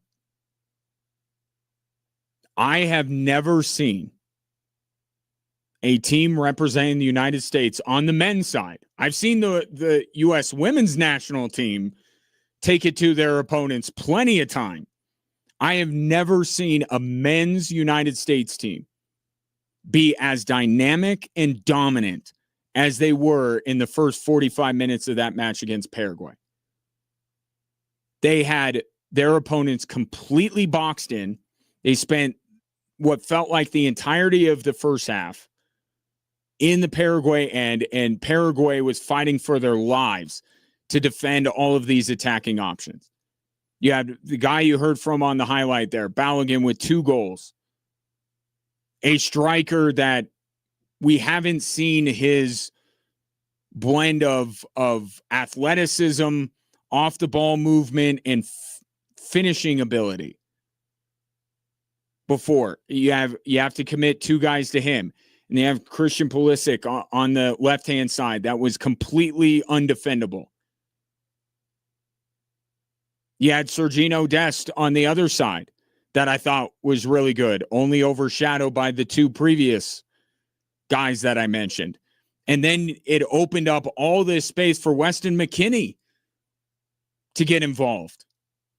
I mean, he was unguarded for much of the first half because they had to allocate their resources elsewhere.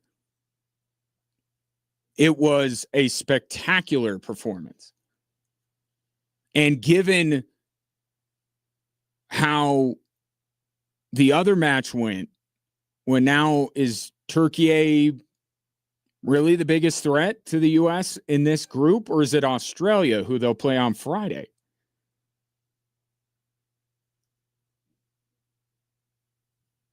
It's fun to let your mind wander. Where I'm at right now is that the U.S. made a statement that they are absolutely the team to beat in their group, and they may get through without much trouble. Beyond that is where the real tests start. And one thing I did not see, as impressive as they were on one end of the field, we just didn't get to see much on the other end. And I hated the goal that they gave up. And I have questions. I thought it would be Matt Turner in goal. It's not. What's beyond that? It's way down the list on things you want to talk about. But at some point, we're going to discuss Pochettino's decision in goal. That back line of the United States, where most of the questions lie with this team, is going to be tested more than they were. But this is why you have a group stage. Different teams, different philosophies, test yourself, different challenges, different puzzles, and then you make the assessment once a team gets out of the group of how far they're able to go. But this, what you can say is that this team looks different, feels different. How far does that get them in a tournament that still has, and I know today wasn't the result Spain was looking for, but Spain's still really good. France, we haven't even seen yet. Messi and Argentina haven't taken the field yet. Germany just absolutely demolished Curacao. Sweden, I thought the other night, made a huge statement themselves. So we're early, but you only get one chance to make a first impression, and the United States made a whale of a first impression in this World Cup played in North America. 719-247-1313. Take your thoughts on the three stories that are driving the show, and another chance for you to win tickets to PBR Space Cowboys at Falcon Stadium is next.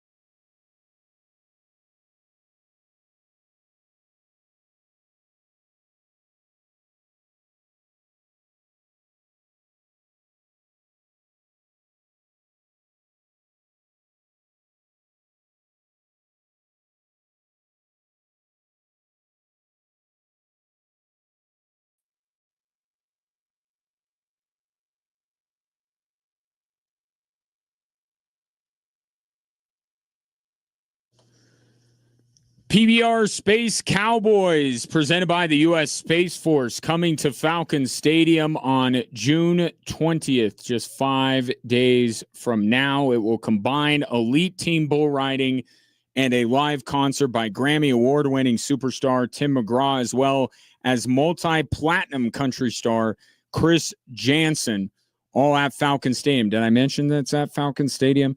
If you would like to be there on June 20th, be the 13th texter to text Cowboys in your name to 719-247-1313. I'll hook you up with a 4-pack of tickets to the entertainment extravaganza this weekend.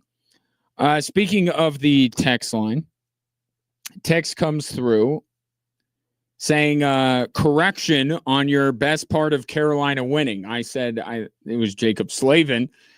He says 22-year-old Jason Blake, former University of North Dakota Fighting Sioux, leading the team in scoring for the playoffs. Another worthy Conn Smythe candidate was Jackson Blake. But no, we'll stick with the CC Tiger. But he was a great story. And you know what the thing is with Carolina? You know, I talked about their top guys were outplaying the top guys of Carolina or of Vegas. You know, we think that Jared Bednar is kind of this mad scientist when it comes to the way he puts his lines together. I think Rob Brindamore and him are cut from the same cloth. Like, when you talk about Carolina, you can't just say, oh, top 6, those are their top guys. Because he moves them all around. I mean, Jackson Blake, a fourth liner at some point.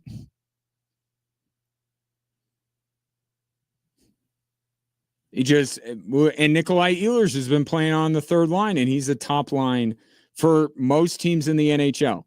He'd be in the top 6 undoubtedly.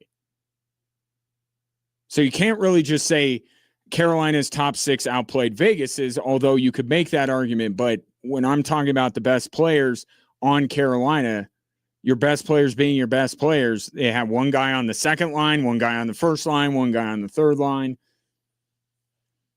I believe that's called depth, I think is what that is. That still wins in the NHL. And look, it's why I said that I think the Colorado Avalanche are cut from the same cloth. I know nobody around here wants the Avalanche brought up in the same breath as Vegas. All I mean to say is that they are both teams that are always looking for ways to get better.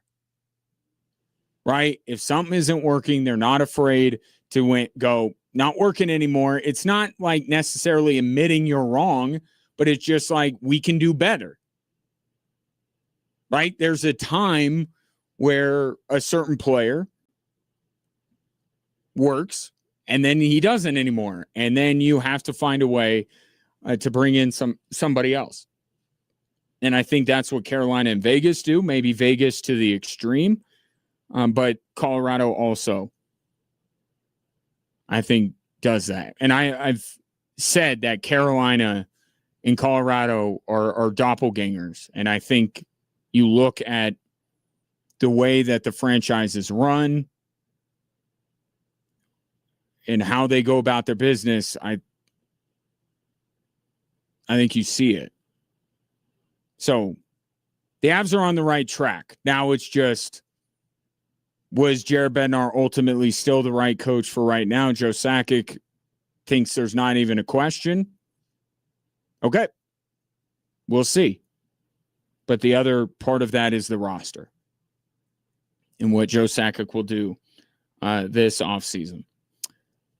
Speaking of not standing pat, go ahead and get your Hakeem Butler jerseys printed up if you're a Broncos fan. You know how I know that the NFL rules the world, or at least our world? The amount of people freaking out that the Denver Broncos have landed Hakeem Butler, who is the star of the UFL, which is most famous for not being the NFL. With all due respect, Come on now. And if you're going to say that Hakeem Butler, and look, the Broncos smart to bring it in, right? It's exactly what I'm talking about. If you find a player that you're like, he might work, go get him. So I don't begrudge the Denver Broncos. I'm just saying the Broncos already made that move. It was Jalen Waddle. Okay, to transform the wide receiver room, to make them more dynamic, more well-rounded. Like, that was Jalen Waddle. What you have to ask yourself is, Hakeem Butler, the star of the UFL, is he going to be better than Pat Bryant? Is he going to be better than Troy Franklin? I think that's where the Denver Broncos are kind of looking, right? They made the top line change by bringing in Jalen Waddle. There are no more top line guys available. So now you look, as we get closer ever so slowly to the upcoming NFL season, you look, okay, where can we find some guys that maybe slip through the cracks that we can bring in for some competition? And look, if Hakeem Butler becomes a better fourth receiver for the Denver Broncos than what they have, then great. Then you're that much closer, right? But that's who we're talking. That's the group we're talking about here. Let the market speak on some of these players, right? I know there are really smart franchises that maybe find some hidden gems, and maybe the Broncos are one of them. But look, you have Cortland Sutton, you have Marvin Mims, you have Jalen Waddle. Hakeem Butler's not beating out any of those guys. But if you don't have to rely on a Super Bowl or bust year on Pat Bryant taking the next step, I think you're better for it. The Broncos bringing in Hakeem Butler, had 29 catches for 641 yards this year for the St. Louis Battlehawks in the UFL. Big play. Reminds me like a Tim Patrick type, right? Big yards per catch guy, big play, third down, middle of the field. That kind of a guy. Not a lot of volume in terms of the targets or the receptions, but when you got to worry about Jalen Waddle and you got to worry about Cortland Sutton, and if Marvin Mims is on the field and the Broncos running game and Bo Nix's running ability, like, you can spring a guy like Hakeem Butler for a big play every other game. So, and hey, brings the NFL and the Denver Broncos into the conversation, which a lot of people around here desperately want every day. 719-247-1313. We'll take a break, come back, see what I missed. Update you on Saudi Arabia and Uruguay. I thought Uruguay was the good one. Para, not so much. Euro, I thought it was supposed to be the better one, but they're down right now against Saudi Arabia. World Cup, maybe. We'll be back after this.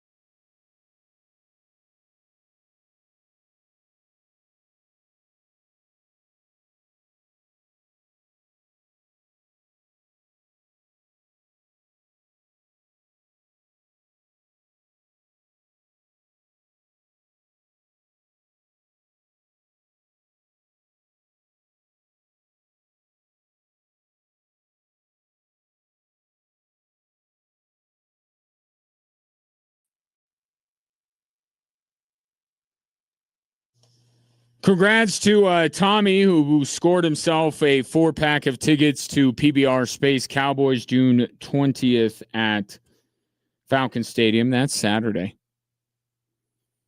Should be fun, especially if you're a country music fan. Tim McGraw, Chris Jansen will be there. I have more chances for you to win as the week goes on. The latest in the Brendan Sorsby saga, the Texas Tech quarterback who bet on his Indiana team that he was a member of, and that forever throughout the history of sports has been a big no-no. But in the world of college athletics, like everything else, there are no rules. The Big 12 is fighting back. The NCAA is looking for a ruling because, again, Sorsby merely got an injunction, right? That's delaying it in, I think, layman's and maybe not totally correct wording.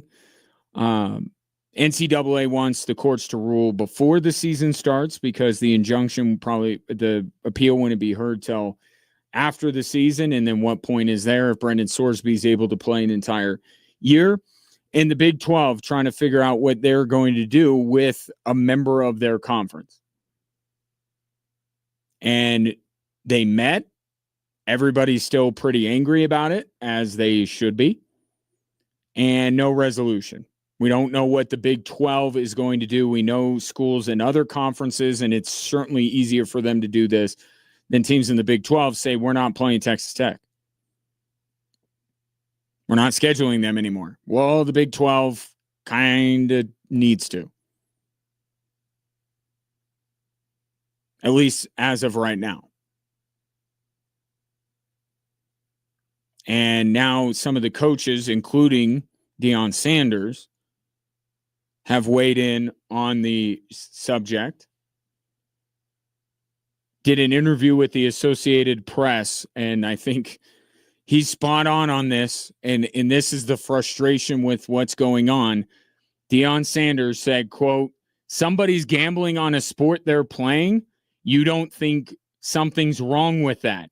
Just say that to yourself. This guy on my team is gambling on the sport in the competition that we're about to go out there and have. Something's wrong with that. Bingo. It's like that old line, forget now what congressman said it about, adult entertainment. You know it when you see it. Everybody in the world, including people associated with Texas Tech, know what Brendan Sorsby did is the cardinal sin, and he should not be playing football. But there is one school that will benefit from Brendan Sorsby playing football, so they're twisting themselves into a pretzel, trying to make it seem like they're looking out for Brendan Sorsby, the person, and really what they're doing is looking out for the Texas Tech football team. I'm sorry. I can't. I'm sure there are people at Texas Tech that are legitimately looking out for Brendan Sorsby's best interests, but if anyone associated with the football team, I don't believe them. I just don't. And the integrity of the sport should be bigger than any one player. And that's what's in question here.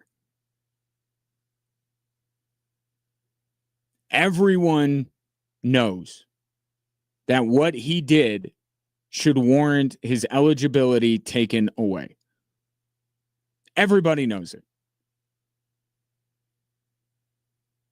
But what we have here is a toothless organization in the NCAA that has no power to actually punish people if they are willing to just go down to their local courthouse.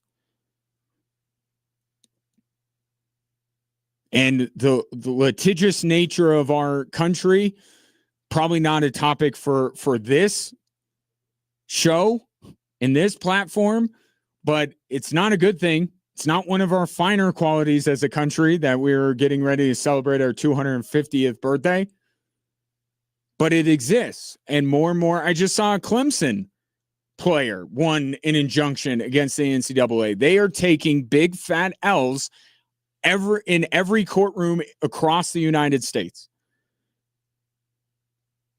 So I'm okay with the logic of, why these judges are deciding what they're deciding. Like, I can get in college sports' situation why they would say, yeah, the NCAA can't do this kind of stuff. But then that means it needs to be fixed. And they need to be able to do these kind of things. Or the conference should be allowed. And this is what the whole fight in Congress is about. Right? They want the NCAA, depending on what side of the issue you are on, I think everybody wants reform. Everybody wants college sports to be reined in a little bit. But the question right now is the best way to do that with everybody, Big Ten and SEC, answering to the NCAA? Or should the Big Ten and the SEC be able to use their power to govern themselves and lay down this law?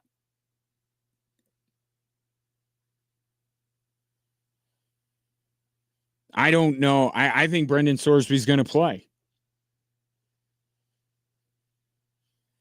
I don't know what anybody can do. And it's sad. It really is, because not talking about him, the human being, but him as a football player messed up in a way that you should not be able to get a second chance. Not talking about a second chance on life. Go use that Texas Tech education to build a nice career for yourself in something other than football. Get into the classroom and study and work hard and get your degree and go make a life for yourself. This is not something that should doom Brendan Sorsby for the rest of his life, but he should not play college football. This is simple. Deion Sanders is saying it. This is simple. This is easy. And it just makes Texas Tech look pathetic that they're going to bat for this guy clearly with their own, their own well-being at the forefront because they want to win a national championship. That's what I said last week. I don't want to hear from anybody associated with Texas Tech because I wouldn't believe a word that they said. And I don't. World Cup, still 1-0 Saudi Arabia against Uruguay. What minute are they on? 78th minute. Couple of World Cup observations. One, this hydration break stuff is complete and utter nonsense. Can we agree on this? We may not agree on the start for the U.S. and what it means, but can we agree that these hydration breaks are completely stupid and are just a cheap ploy to fit in more advertising? I think we can all agree on that. You don't need hydration breaks when it's a comfortable 80 degrees or 75 degrees outside. It's silly. But we know why they're doing it, which is, look, I don't like it. I'm going to continue to not like it, but it's not ruining the entire World Cup for me. One thing that I know, this thing is so spread out. Some of it's in Canada, some of it's in Mexico, some of it's United States, both coasts. It's all over the place. And maybe word does not travel fast. But I saw Spain's coach today as they got 0-0 draw against Cape Verde, which is going to they're going to be one of the darlings of this tournament after what they did. I don't know how long they're going to stick around, but people are going to like them. I think people are starting to like the fan base of Cape Verde, if you catch my joke. Oh, Uruguay just tied it up. 1-1. But the Spain coach called Cape Verde an inferior opponent, which, true, but you probably shouldn't say that. Even if you're trying to give them their flowers, which he was trying to do. But he was also trying to say Spain fans don't panic. And the reason why I said, like, Don, good look, there was a player for Turkey who talked about how inferior Australia was to them. And I think what you're learning, if you're going to believe that a team is inferior to you, you better do something about it. You better do what Germany did to Curacao. I'm sure Germany felt like Curacao was an inferior opponent. But even then, the story of that match is not what Germany did. It's that Curacao found a way to score a goal against them. Curacao, like, won the World Cup. Like, we're good. We scored a goal against Germany. If you're going to feel like an opponent is inferior, probably don't say it out loud, but also do something about it. So Turkey, they're one of their players very publicly questioned how good of an opponent Australia was, and Australia proceeded to hang 2 goals on them and to beat them. So that was really bad timing to say that before you play them. To say it after just speaks to Spain's mentality going into this game. And I think you could say they took Cape Verde lightly. And it cost them. Don't say that your opponent is inferior. We know that there's a class system in this World Cup. It's more teams than ever before, which means that you're going to get a lot of lesser teams making it into the field. Don't call them inferior. Or if you're going to, you better back it up, Turkey. They did not.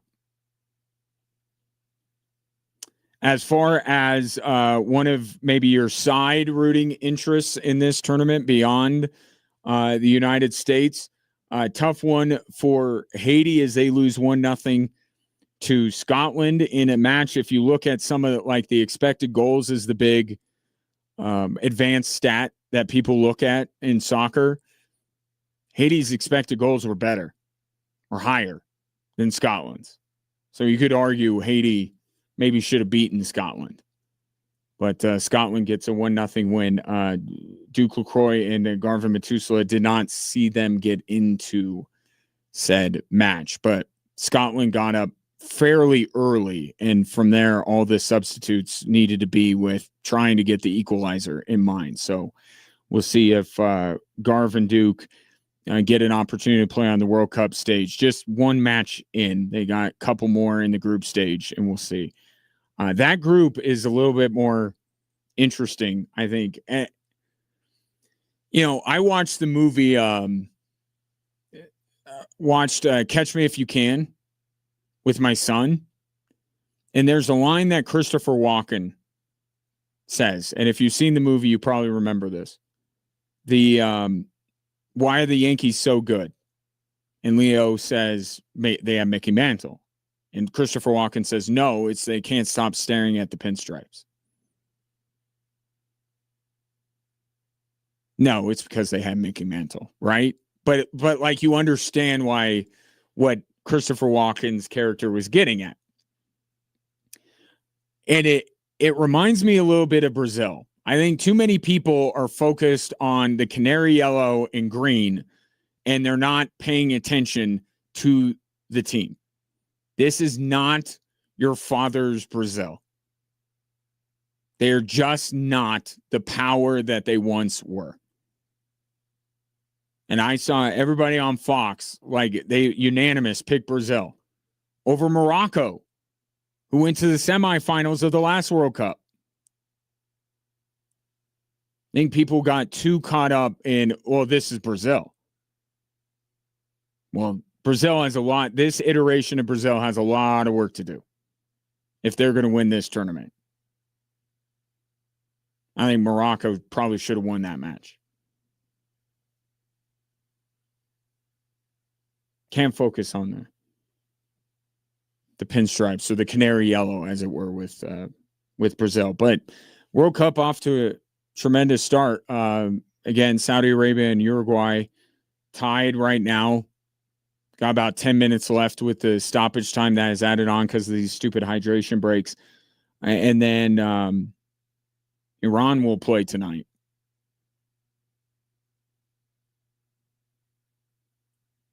And then tomorrow, I think, don't we have Argentina and France not playing each other, but both in action? So business should pick up a little bit tomorrow for sure. It's been a good start. Entertaining. A lot of these matches, very entertaining. But, of course, we're focused on Friday afternoon, 1 o'clock, the U.S. and Australia. See what the Stars and Stripes do for an encore after that dominating performance over Paraguay this weekend. Speaking of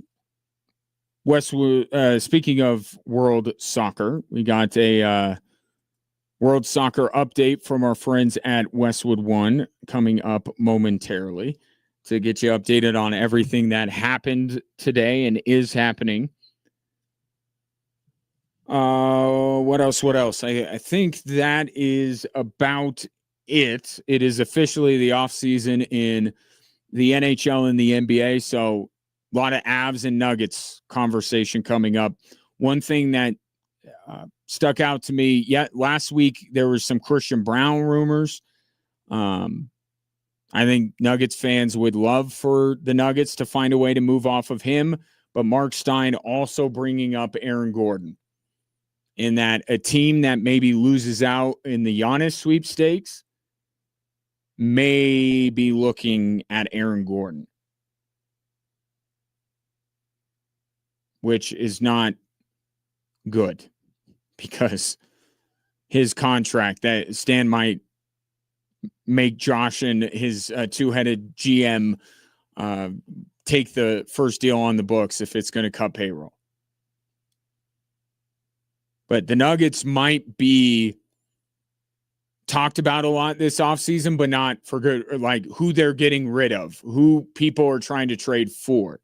Haven't seen a ton in as far as the Nuggets trying to acquire players, which I think is quite telling. But the offseason is here. Congrats to the Knicks and the Hurricanes. Both great stories in their own rights. And now is Victor Wembanyama a villain? Are we there now? Didn't shake Jalen Brunson's hand. I think once SGA steps back onto the court, it will be like maybe you don't like some of Victor Wembanyama's antics and his supreme self-confidence, but you like him on a basketball court better than you like SGA. So that'll do it for me. Appreciate your patronage. Let's do it again tomorrow, shall we? Have a great night.